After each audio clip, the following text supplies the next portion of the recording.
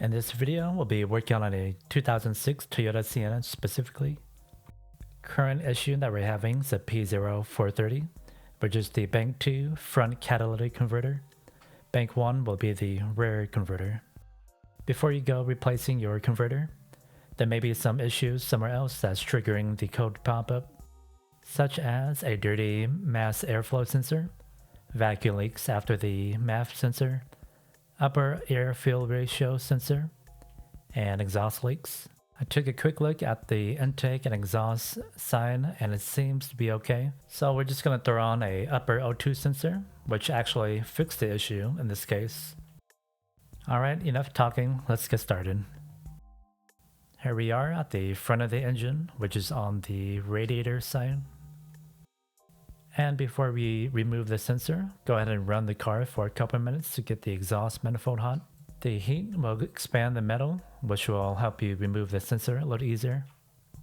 First, we'll need to unplug the sensor.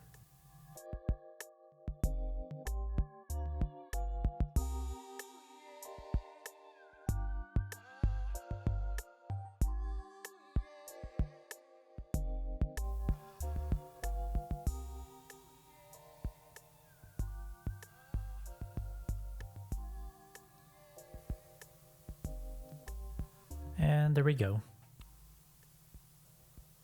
Once it's disconnected, there's going to be a clip that you have to undo. Just squeeze it from the bottom and it'll pop right off.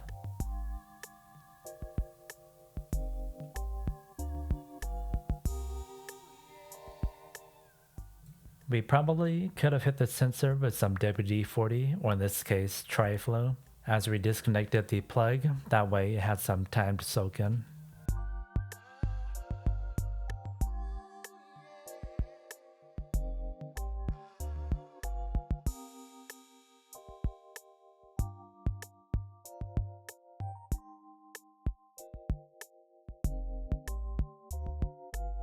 And here's the sensor once removed.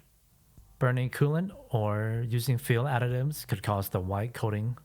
And when installing the new sensor, well, used in this case, use some anti-seize on the thread.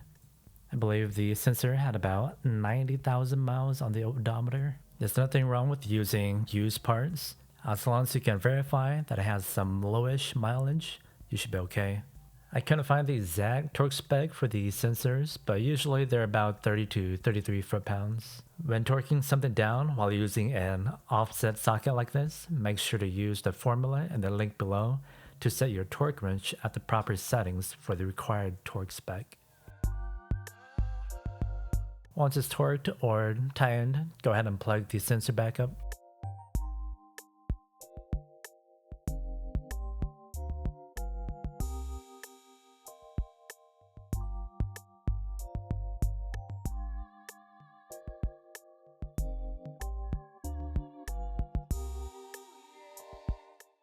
From here, clear the code by disconnecting the negative terminal on the battery for about 5 to 10 minutes, or you can use the OBD2 scanner to clear the code.